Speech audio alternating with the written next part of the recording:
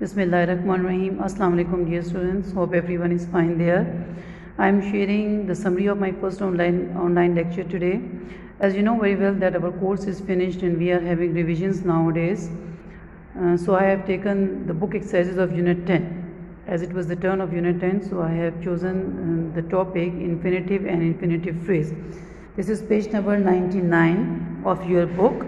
And there is the topic infinitive and infinitive phrase. So today we will discuss what is it. Let's see. Infinitive is the base form of the verb, often preceded by to. They may function as a noun, adjective or adverb. They are also called verbals as they are formed from verbs, but they are not used as action verbs in sentences. Base form of the verb, it means that first form of the verb with to. The to plus first form of the verb, mostly they are used with to. They are also called to infinitive. There are so many other kinds as well.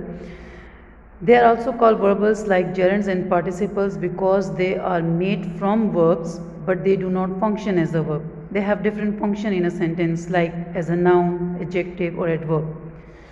Let's see what is infinitive. Infinitive phrase. An infinitive phrase consists of an infinitive plus any complements and modifiers. Here the whole phrase functions as a noun, adjective or adverb. Infinitive phrase is made up of infinitive plus some other related words. They can be complement, modifiers. It means that anything that modifies. And like infinitive phrase functions as a noun, adjective or adverb. Infinitive phrase has the same function like infinitive. Let's see how infinitive or infinitive phrase function as a noun. Infinitives can be used as the subject or direct object in a sentence. It functions as a noun. It answers the question what. Infinitives, when infinitives are used as a noun, so they may come in the beginning of the sentence functioning as a subject, or they may come after verb working as an object in a sentence. Clear? I am sharing some examples with you, and I have already underlined the infinitive or infinitive phrases in the sentences. You may see, I love to sleep. To sleep is infinitive and it is used as object here. Clear? His aim is to get first position. Now it is infinitive phrase. To get is infinitive. First position when is added with infinitive plus some other related word, so it becomes infinitive phrase. And it has also come at the after verb. To help others is so important. To help is infinitive. To help others is infinitive phrase. It is used here as a subject now. I really need to eat something. To eat something is infinitive phrase. He plans to play cricket. To play cricket is infinitive phrase. Some more examples are there. To take exercise is good for health. To take exercise is infinitive phrase. To travel is his passion. To travel is infinitive now. So all these examples, in all these examples, infinitive or infinitive phrase, they are functioning as noun.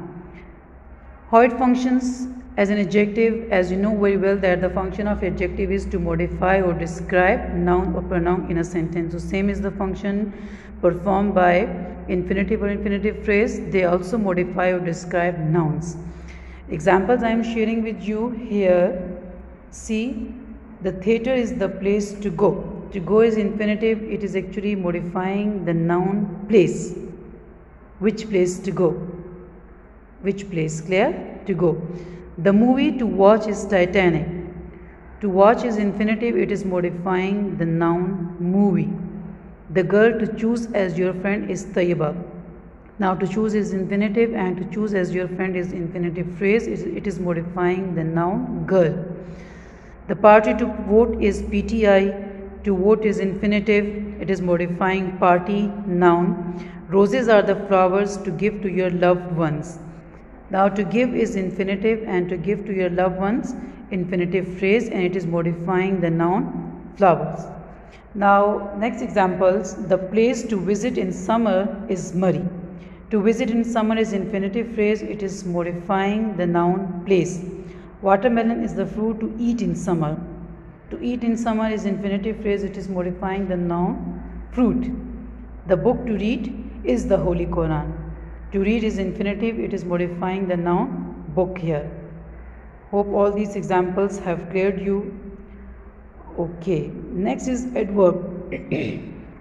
The function of adverb is to modify a verb, adjective or another adverb. So same is the function of infinitives or infinitive phrases, that they also modify verbs, adjectives or some other adverbs in the sentence. Clear? Let's see the examples, okay, how they are used.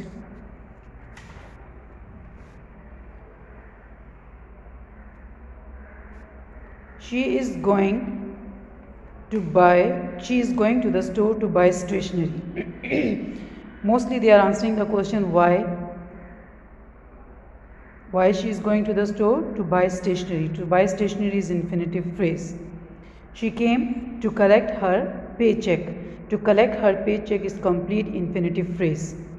We are working hard to win the competition. To win the competition is infinitive phrase. She takes cooking classes to learn cooking. To learn cooking is infinitive phrase now. He searches net to make notes. So to make notes is infinitive phrase here. Hope the function of infinitive and infinitive phrase in the sentence is clear to you. Let's solve this exercise. I am sharing a simple exercise with you. Hope you will be able to answer it now to solve it. I asked him several times, but he didn't bother dash my question. So which infinitive you will use? To answer my question. Finally, we agreed dash on a trip. Infinitive, to go on a trip. He usually fails dash on time. He usually fails to come on time, to arrive on time, to reach on time. If you have any questions, don't hesitate dash me, to ask me. Was she just pretending dash your friend? To be is also infinitive, okay? So to be. Her handwriting is unable to read, to understand. Dash plants is my hobby. To grow plants, to grow, infinitive. Dash the elders is our moral duty. To respect the elders, to obey the elders. So it was all exercise. Hope you were able to solve it. Okay students, I have also prepared another topic and I am sharing with you, that is gerund and gerund phrase. Gerund is also called verbal because gerunds are also formed from verbs, but they do not function as a verb. What is gerund actually? It is present participle या ing form of the verb functioning as a noun.